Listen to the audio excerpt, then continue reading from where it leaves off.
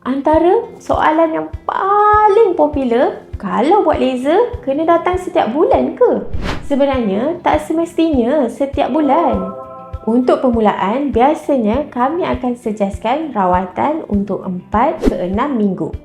Sebab masa tu bulu masih aktif dan tumbuh semula. Bila dah beberapa sesi, pertumbuhan bulu akan makin perlahan dan jarak rawatan boleh dipanjangkan. Selepas cukup beberapa sesi, ramai pelanggan akan datang untuk maintain 2 atau 3 kali setahun je. Jadi, bukan setiap bulan tau, macam payah bil.